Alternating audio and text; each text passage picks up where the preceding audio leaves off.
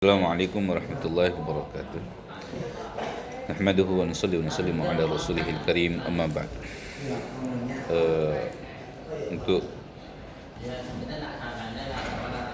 ujian akhir semester ini, saya Muhammad Rafi AS dengan NIM 2108113033 yang beralamat di Jalan Manggar, Desa Tanjung Sepreh, Kecamatan Maspati, Kabupaten Magetan, Jawa Timur, ingin menyampaikan mengenai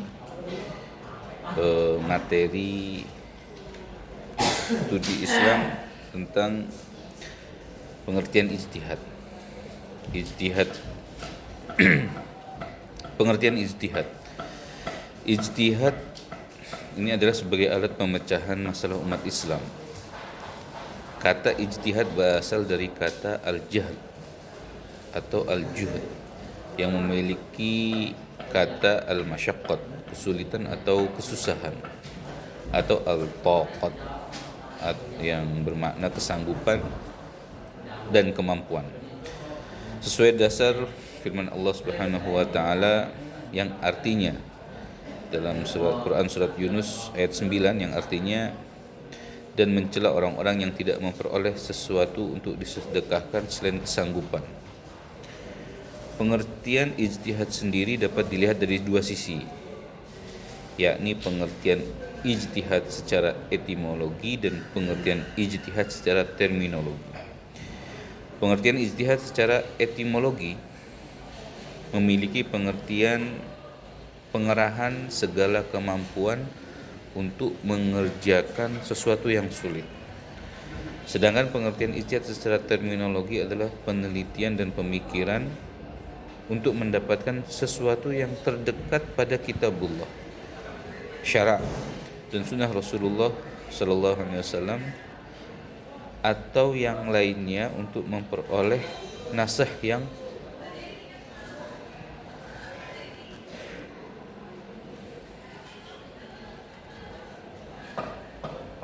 sesuai agar maksud dan tujuan umum dari hikmah syariat yang terkenal dalam maslahat.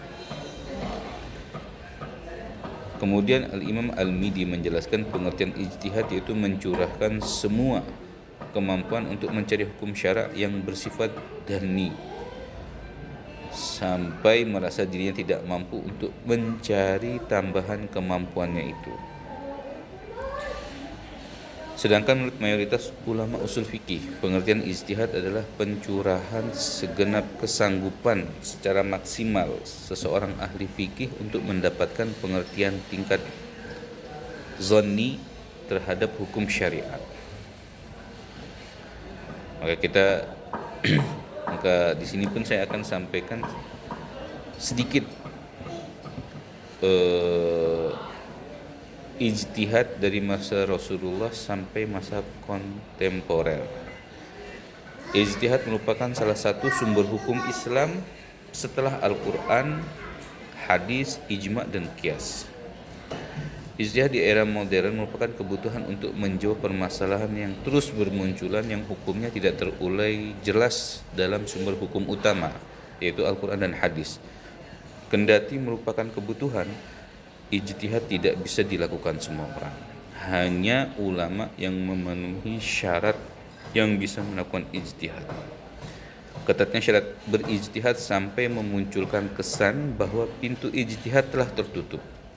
Padahal sejak masa sahabat hingga saat ini fenomena ijtihad masih cukup dinamis.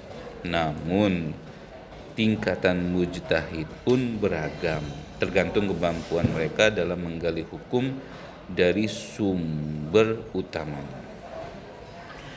Dinamika sosial, kebudayaan dan hukum Islam. Agama sekarang ini berada dalam posisi dimanfaatkan dan bermanfaat. Agama dimanfaatkan ketika suatu kelompok tertentu bertindak, berbuat dan berdalih atas nama agama demi kepentingan pribadi atau kelompok tertentu. Kemudian agama bermanfaat ketika agama benar-benar difungsikan sesuai dengan esensi dari nilai-nilai agama itu sendiri. sebagai sistem pengajaran yang mendidik, sebagai sistem sosial yang mensejahterakan, dan sebagai ajakan yang menenteramkan. Namun, kedua posisi itu tidak bisa dielakkan dalam situasi dan dinamika sosial yang terus berkembang. Memang agama tidak berubah, tetapi agama dianut oleh masyarakat baik secara menyeluruh maupun individu dalam gerak sejarahnya terus mengalami perubahan di berbagai dimensi sosialnya. Fenomena tersebut terjadi di semua lapisan pemeluk agama. Agama apapun mengalami hal yang sama. Dengan demikian, ada pergumulan antara agama dan sosial, atau biasa kita kenal dengan istilah peradaban. Agama dari mulai dari munculnya agama, kelahirannya agama, manapun, apapun agama, selalu berinstrumen dengan kondisi sosialnya. Di satu sisi agama membangun kebudayaan, di sisi lain agama berusaha membentuk peradaban.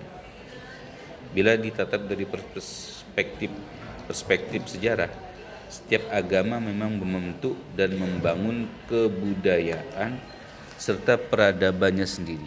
Ketika Nabi Muhammad SAW hijrah ke Yasrib, baginda Nabi SAW langsung mengganti nama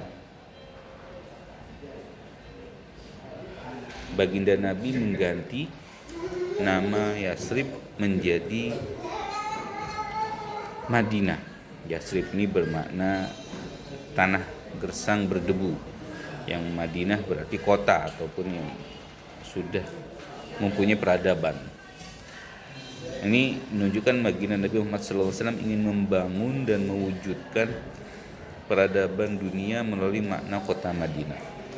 Dengan kreativitas peradaban masyarakatnya dan nilai-nilai Islam melalui petunjuk ilahi.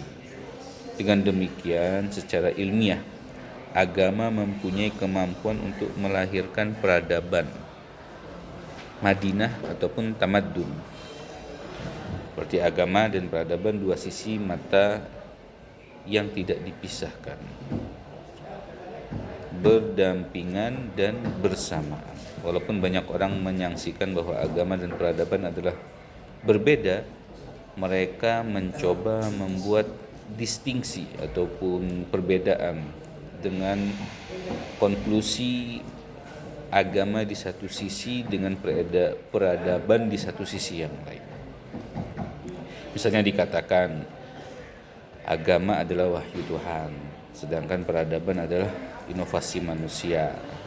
Perbedaan semacam ini sungguhnya hanya ada dalam wacana dan verbalisme belaka dan tidak pernah ada dalam kenyataan hidup manusia, sesuai yang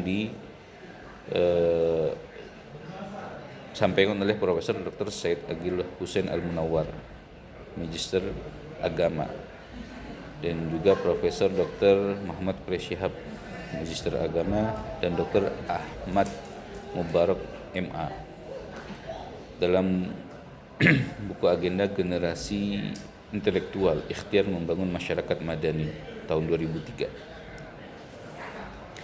Realitas hidup manusia menghendaki sesuatu yang operasional, tidak hanya berhenti pada ajaran-ajaran kaku.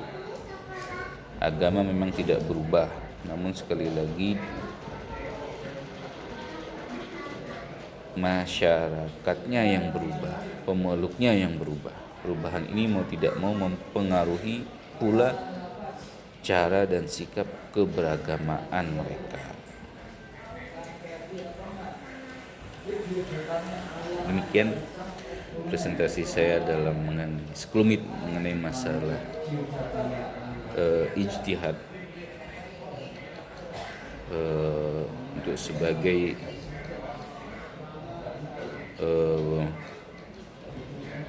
ujian akhir semester di pendidikan jarak jauh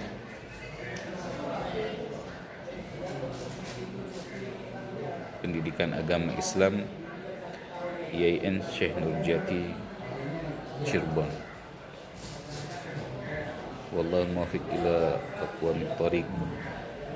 Assalamualaikum warahmatullahi wabarakatuh.